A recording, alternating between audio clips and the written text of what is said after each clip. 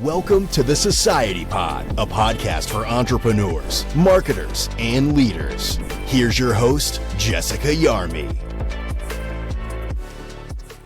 Hey there, everybody, and welcome to this week's episode of the Society Pod. My guest today is a passionate dog lover, and he has been his whole life, and he's now taken that passion and made it into a career as the founder and CEO of Tip Top Canine Dog Training, one of the largest dog training companies in the US, with almost 25 franchise locations and growing. So welcome to the show, Ryan Wimpey.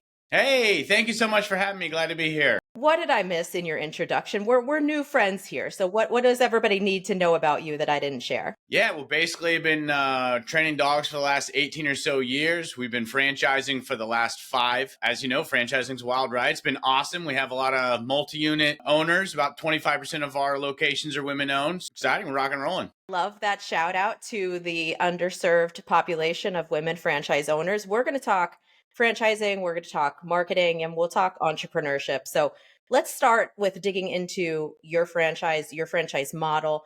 Where did this idea come from to franchise a business? My wife and I were looking at, hey, we systemized our current location. It took about 10 years. And once she came on, we really just started systemizing everything. And then one day we're like, hey, I'm not working very much. That's not going to work. Everything's good. But so we're like, hey, it's definitely just time to expand. We're not just going to sit around. So we started looking. And at the time, we'd already been traveling quite a bit, meeting with people, executive coaches, etc. And so we're like, hey, if we do corporate stores, we're going to travel. That's fine. We like traveling. But if I have people that they take a long time to train or they're at a very high level skill level, what ends up happening is those people get equity, right? At some point. They're going to get equity to keep them long term. And so we just decided franchising, if people are going to need equity to really stay long term to run those locations, having all the equity just seemed to make the most sense and get the most buy-in from those people. That was really our decision. Yeah, and it's also a great way to fast grow. And clearly you're riding that fast growth train. Give me the open and then the sold's not opens. We actually have 19 right now, sold and open. And then we have 4 more that aren't open yet. That is so exciting because you're at that tipping point of like about to be officially proven, right? I think concepts kind of sit in franchise no man's land until they're at 25 and then you hit 50 and then it really is kind of game over.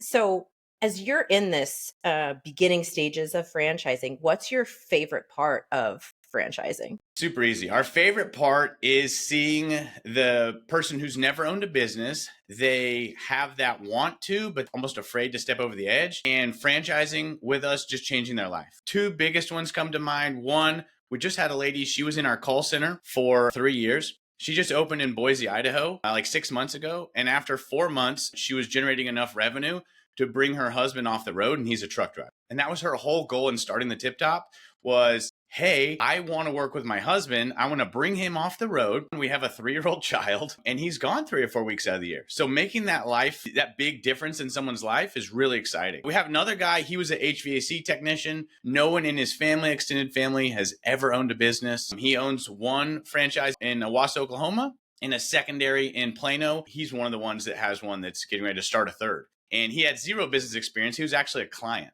So that's a big life difference. He was able to tell his wife, hey, if you want to quit your job and work with me, you can do that. He was actually training dogs almost for free, like rescues and helping them find homes. He loves his job, loves what he do. So for us, seeing that real difference in people's life, but giving them the support to where they can step out, that's like the whole name of the game for us. One of the cheesy marketing things that I like to say is franchising is like owning your own business, but you're not on your own. And I know you guys put a lot of support around your owners and your concept. Do you have a typical persona of somebody who is an owner who's going to be successful in your system? Yes, we do. The person is going to be successful, loves dogs. They're not afraid of some hard work. And then they like the idea of following systems. So they don't have to have any experience. We actually more target that person that's like, hey, maybe they have a college degree, maybe they don't. They've had no business experience, that's fine. Hey, they don't have a massive net worth, that's okay. Let me tell you who I'm not looking for. I'm not looking for the guy who can afford to buy 3 Jimmy Johns, right? It's not going to change his life, and he's not going to want that startup phase. The startup phase, you're in the business, and we're looking for someone who wants to work in the business.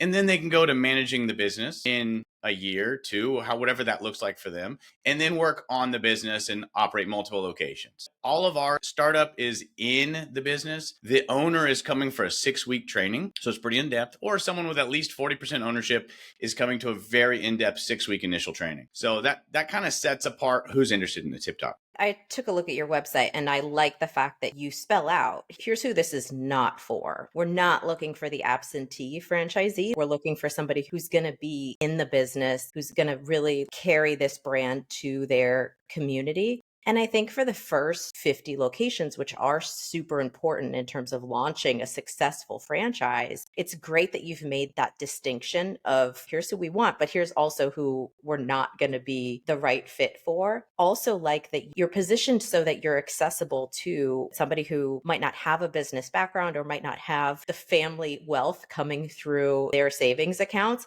Right. Give us your initial investment range, because I was fascinated that it was so accessible. Yeah. So, I mean, really around 70 to 150 all in. And that includes 6 weeks of initial training and a lot of their startup costs, as well as inventory and stuff like that. So the initial franchise is 48,000, which is pretty low. It's pretty accessible. We've had people do 3 credit cards and start up a franchise, which is really hard for most businesses. If you're like, hey, I'm just going to max out 3 credit cards on like a 12-month no interest. I mean, I'm not saying that that's the way to do it, but some business opportunities are too far out of reach where someone's like, not like, hey, I have 30,000 in the bank or 20 grand in a 401k and I have some savings. And if I take out one loan, then I could start this and potentially pay it back in 4 to 6 months. Like, okay, sure, let's go. I know you're looking for people who are passionate about dogs, and we'll see if my dog decides to chime in on this episode. So if somebody loves dogs like me, but has zero dog training experience, with your training systems and your processes, you could take that person who's just passionate and you can kind of build them into a tip-top canine dog expert. Yes, we have a very in-depth training process because dog training is a trade. It's a very in-depth. We do a 2-week virtual training where we meet a few times a week, go over theory, consultative sales, what that looks like. And then we do a 6-week in-person initial training, which is about 3 times longer than industry standard, because we want people to really know what they're doing, because that comes across, right? They need to know how to train dogs, train humans, and run group classes. So if someone loves animals, I'm able to take them through a process that's scripted. We do all the back-end support, like booking them with a call center, making their calendars around whatever they request, doing their billing, their marketing, product support, wholesale about 90% of what they need. So those things and the web stuff is all wrapped up for them. They just really need to know how to train dogs. And then we have a few times a year, we have multiple seminars for continuing education as well. But yes, we can take anyone basically. If they can walk and chew gum and don't have low energy, we can take them and turn them into a dog trainer and then support them for success in a dog training business. We'll see if I end up rallying around this franchise opportunity. My boy is like 2 steps forward, 3 steps back in terms of the things that I'm trying to train him. I got him as a rescue, like as a foster dog from the streets. And I know your 6-week training, you end up tying in with the Tulsa Dog Rescue Association to like train their dogs as little like test kitchens. How did that partnership come to be? Yeah, so we work with a few local rescues. I'm in Tulsa, Oklahoma. Some of the rescues here get crazy dogs. They're like street dogs, they're feral country dogs. So a lot of times we work with those dogs because it's like a worst case scenario. And it's twofold. One, it gives back to the community. It helps those dogs more likely to get rescued and that dog not to be returned if they have some training. And then 2, while people are here, it's not theory. They're hands-on training dogs. So they go do private lessons with people. They go work rescue dogs with real issues. Like the last batch we had, they had some real aggression and anxiety. If we don't fix that, like a lot of dog trainers won't take those cases. And so if we're able to fix that or like put that on the path to being fixed at some point, that enables that dog to be adopted and not end up at the shelter or, at a kill shelter. It's such a good give back that fits right into obviously your business model. And so I think it's like a win-win-win across the board. Props to you for making that partnership. I'll have to bring my boy up to Tulsa to be a part of the reactive dog family training. You have good branding. You have a good approach to marketing. Where did this name come from? Tip Top Canine Dog Training. I was trying to find in 2009, 8, somewhere around there. I'm training. I'm like, okay, it's time to go out on your own. And I'm trying to figure out a name. And so I've been reading branding books and I'm like, okay, rhyming and alliteration like Coca-Cola, that'll work. At the time,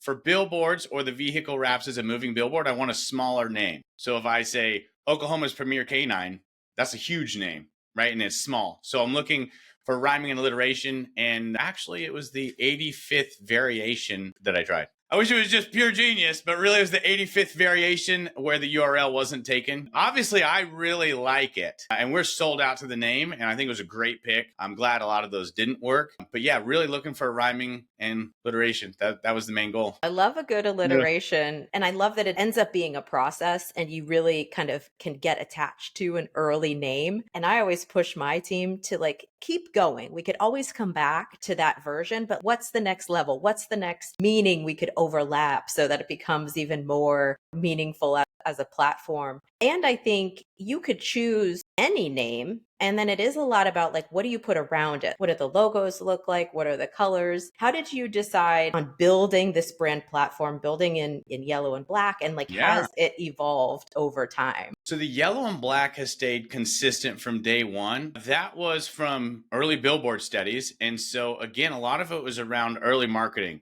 So we said, hey, I'm going to do the vehicle wrap. I want to generate attention, right? And so at the time, the billboard studies, the most recognized billboards that people remembered the most, and if they drove past them, they could tell you what they said, was yellow billboards with black. And so it's like yellow and black. Second, it's like black and yellow. And then it's like red and white or blue and white and different combinations of those. If you look at most of the restaurants, they're using a red or a red and white. A lot of them are. A lot of the fast food is. Or red and yellow. All those like top 10 colors for billboards. And so I'm like, okay, well, I don't do food. And if that's the top one at the time, let's pick that because I care about leads, right? So from the get-go, like, hey, that's great. You can train dogs. I've trained multiple people that have gone out and tried to do their own thing, and it just didn't work. I mean, they eventually got a real job, right? Because doing the job and getting leads and actually running the back-end business, those are both two very different things. But all of our original stuff, like that black and yellow, that was based off billboard studies and trying to generate leads. I think the original Geico billboards were black and yellow. I'm going to have to go back and fact check myself, but I think that was their colors before they moved to the blue and the white. If you guys are following along on YouTube, you're going to see Ryan representing his yellow. He has his branded backdrop. So we are living the branded truth over here. I have black. I don't wear a lot of yellow. So pardon my brand ignorance over here. Well, it's okay. Everyone has their own issues, right? That they're working through in life. So it's okay. It's all right. I'll add that to the list of therapy topics to go through. In a service-based franchise model, brand, marketing, those two things end up being one of the critical components. And you just kind of referenced some people try to do this and they go off and do it on their own. And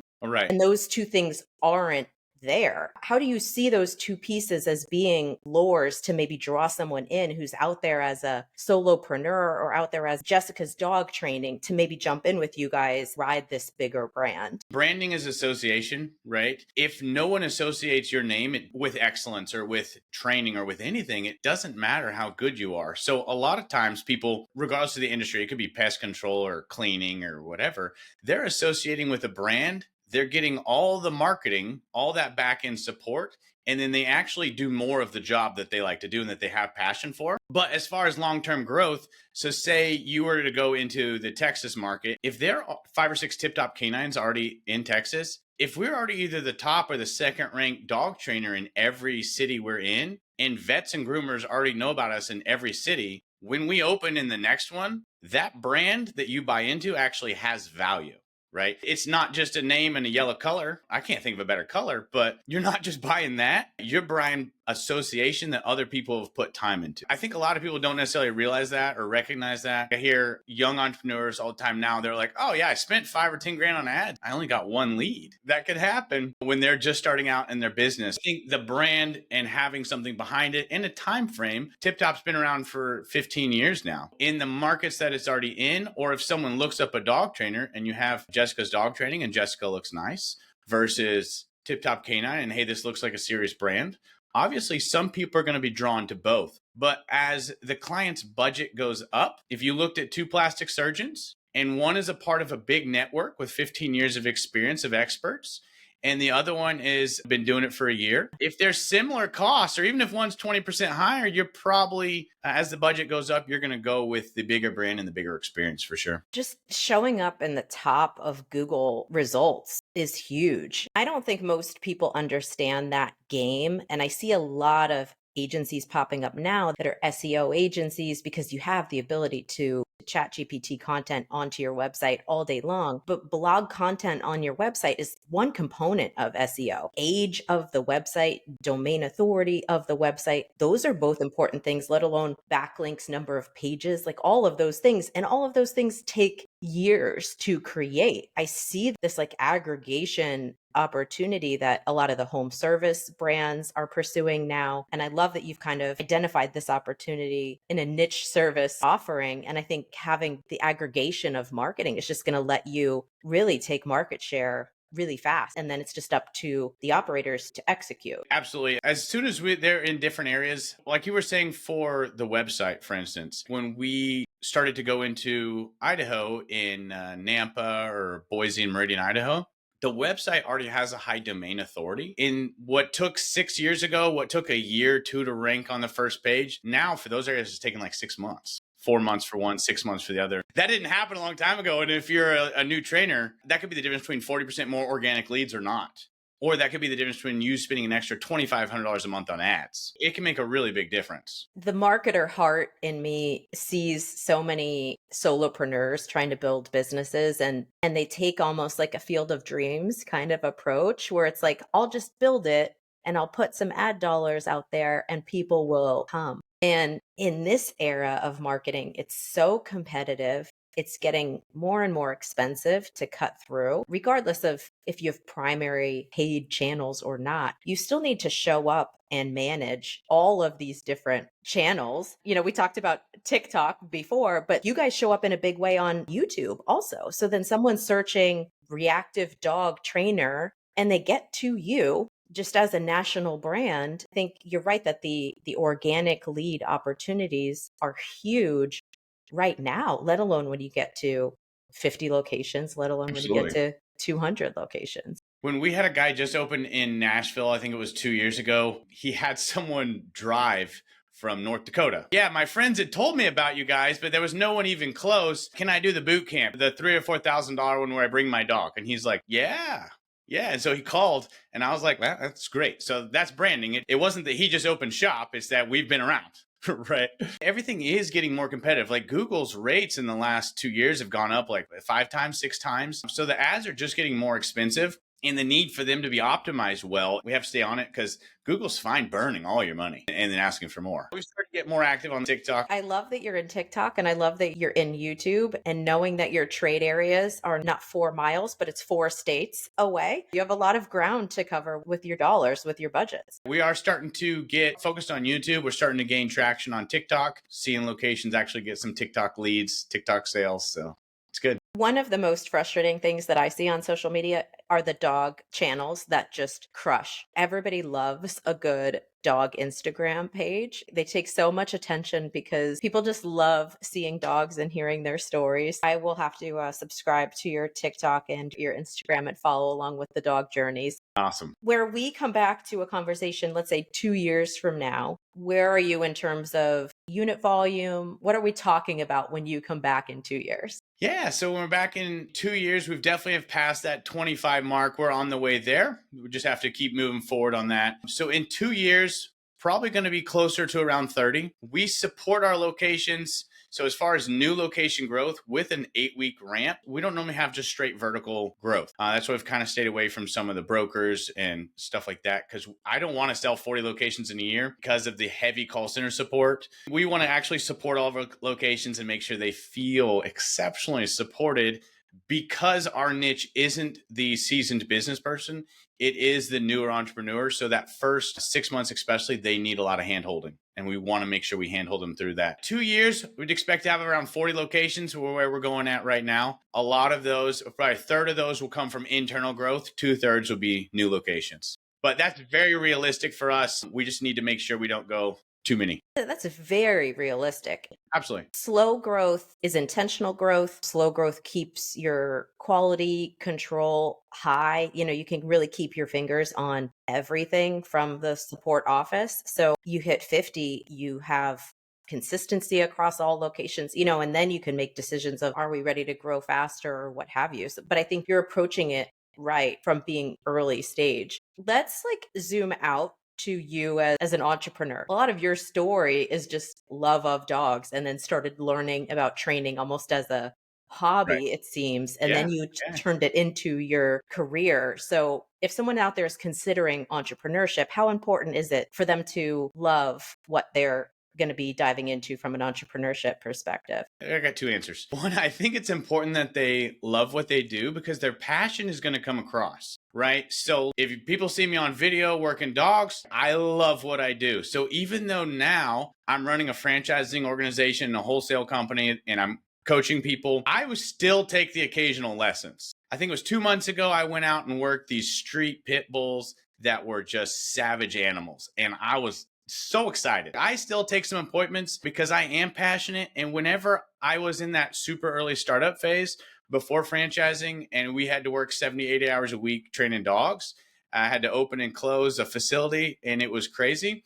If you don't have passion, you're going to burn out. On the other side, the marketing and the other things are important, whether you have passion in those areas or not. If you're not passionate about marketing or branding or any of that stuff, it doesn't matter if you're passionate or not. It has to be done. Like the accounting must be done whether you're passionate or not. So for the young entrepreneur, they're like, well, I don't really like that, but I like my trade. It doesn't matter. You have to have both. Yeah. Yeah. Or outsource it. Find the accountant early on as Absolutely. employee number one. You've been an entrepreneur now for 15 years working on this business. What do you see as the greatest lesson you've learned along the way? The greatest lesson I would say, one was you said outsource. And then two, in those areas where you're not strong. So early on, I wasn't as strong in marketing. Right now, what we do is we have really good marketing companies that we're contracted with, but we audit them. So twice a year, I use an external firm or an external person, and I normally change that. And I say, hey, I'm not interested in doing business with you. I want to pay you a lump sum money to go into these ad accounts, and I want you to audit them for their effectiveness and grade them. When I do that, now I'm able to hold people accountable. The same with the accountant, the same with an auditor coming in. So like for franchising, we have an auditor come in and audit our books, right? And so it's the same thing with marketing. Now, I think a lot of times if someone's like, oh, I signed up with this marketing agency, I burned 10 grand, right? Like you probably hear stuff like that too. You can get on Upwork and hire someone for $200 and have them make a quick Loom video. But I think early on, especially for marketing, when you're outside of your niche, so say someone running TikTok ads or Facebook ads, and you're like, hey, I can barely add this guy as an ad manager. This is confusing. I don't know what I'm doing. In those type scenarios, getting a second eyes on it, I think is very good. And I wish I had done that really early on in my startup. And I think I would have saved probably thousands of dollars in marketing. You talked a little bit about delegating being a critical lesson you've learned. Do you still struggle with that to this day, or have you really embraced it and it's now part of how you do business? Yes to both. When my wife came on board, she's an exceptional manager and she took stuff and would delegate it and follow up. I'm a little bit more of that control freak, right? I want to control everything. That's why it didn't grow for a long time. If you're a control freak and you want to actually hold on to everything, that's fine. You can control it, but at some point you're going to be the lid and it won't grow past you. Having someone where I could literally offload that and know that things are going to 100% get done and followed up with and held accountable, close that loop.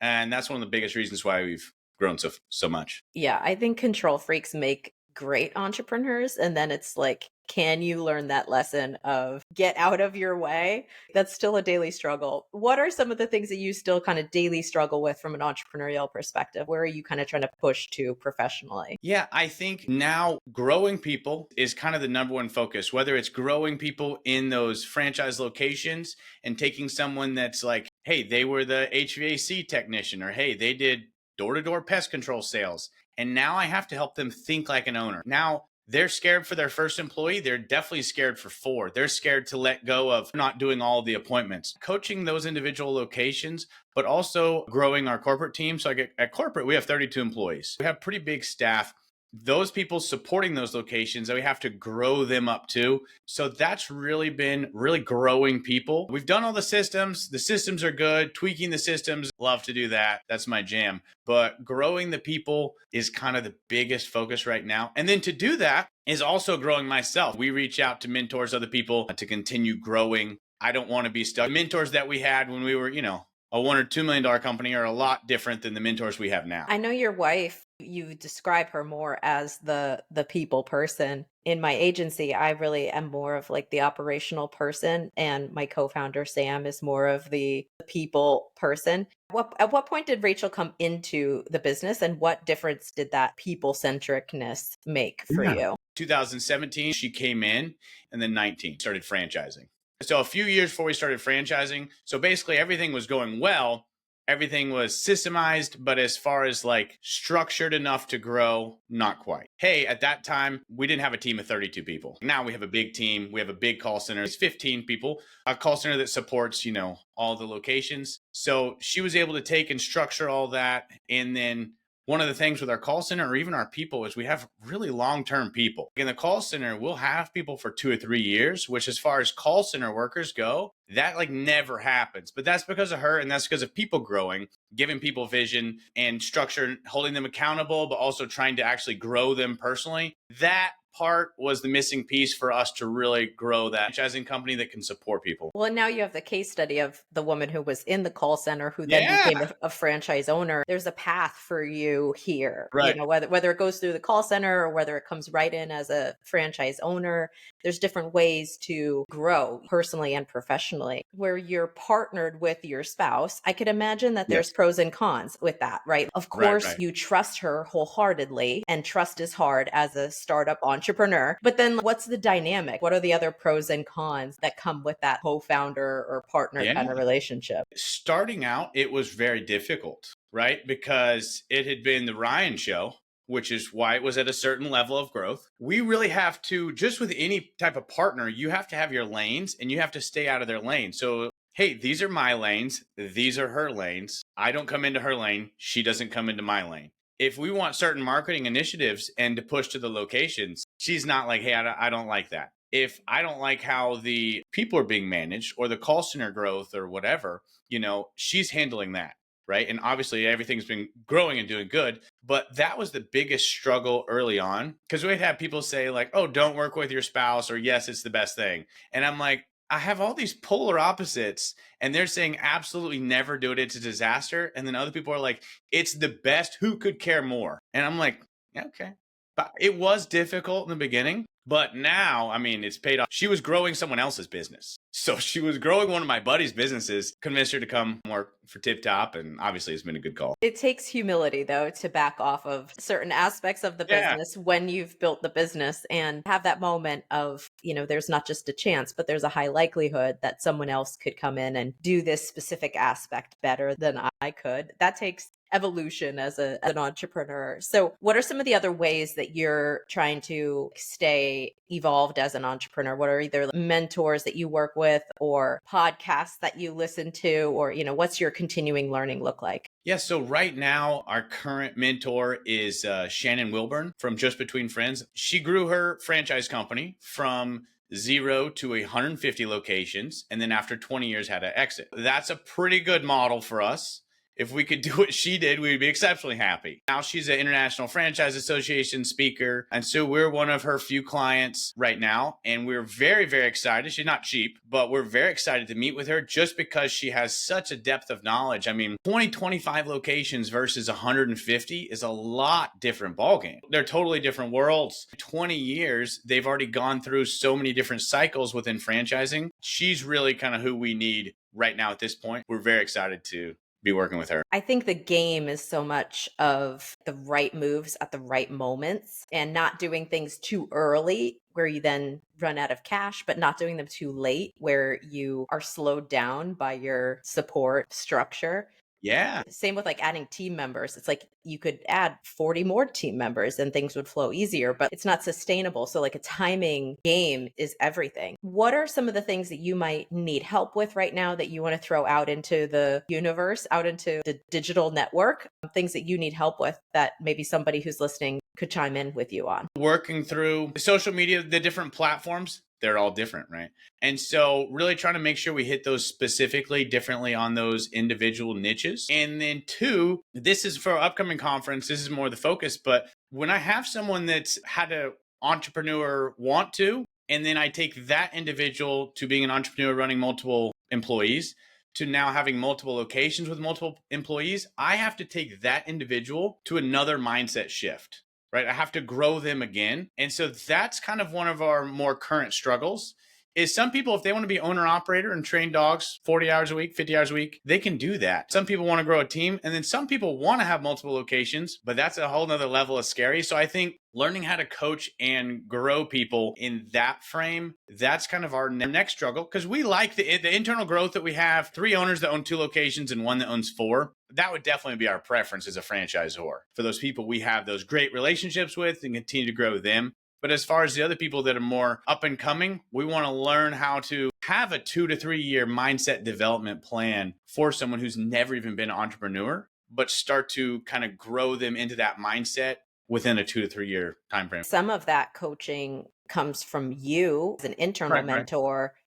And then some of it almost needs to come from the outside, where connecting with another multi-unit, maybe another service-based multi-unit, just to trade notes and to see like, how does somebody else do it? And just to learn in that regard. I think there's so many great groups in the franchising world. And of course, IFA is the biggest, but the people who are in franchising are in it, and you kind of don't leave franchising once you're in it. I think, to your point, like connecting with people who are in the franchising world that are even not necessarily like in your niche, but out in different industries. Yeah, we're going to the Emerging Franchisor IFA convention here in Austin here at the fourth quarter. So we're excited about that. If somebody's listening and you're like a multi-unit service-based franchisee and you want to help Ryan out with connecting with some of his owners, reach out. Maybe there's a good introduction there.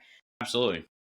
I know that you connected with me after hearing my conversation with Nick Berry, and we talked a lot about resilience in entrepreneurship, or perseverance through downturns. What has been a downturn in your world, and what does that comeback season look like for you? As far as downturn for us, I would put resiliency over a little bit different. So with us, resiliency is not as much as a downturn as much as it has been like the first year of starting up a Tip Top is hard. It's hard work. So our biggest location owner, we did a sales event where me and one of my top guys went out to his location in the DFW area where he has 3 Tip Tops, and we did a sales conference with his individuals. And then he takes us out, nice big $800,000 dinner for 4 people, etc. And very nice place. And so my guy is asking him, hey, what did your first year look like? And he goes, it was so hard. I hated Ryan. And I was like, I'm sorry. And he's like, it was harder than I thought it'd be.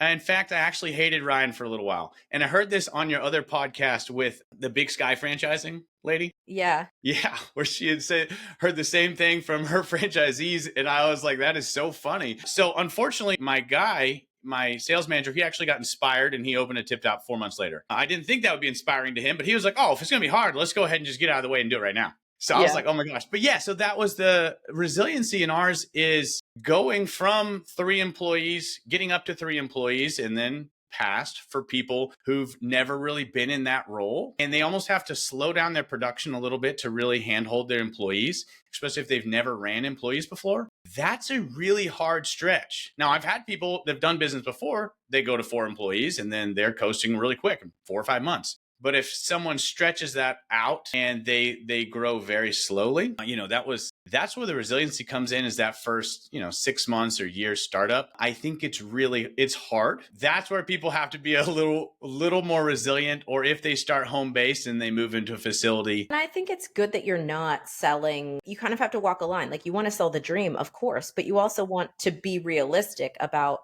what is this going to look like? Like, we don't need absentee owners. We don't want that kind of person in the system right now. We need somebody who's going to be in the business. It's going to be hard. We want somebody who is ready to take on that challenge and is going to be a builder with us together. Yes. I think they're going to be happier. We're going to be happier. Franchising is a long-term relationship. So I think for long-term relationships, being upfront, open and honest any type of relationship, if you're not upfront, open, and honest, like you're going to have problems down the road. So we do sell the dream, but we let them know it is hard work. And can you grow? Absolutely. Can you make great income? Absolutely. But just like anything, if you're not wanting to put in that hard work, hopefully you have 400 grand for a restaurant franchise. Or staff to like run your stuff for you.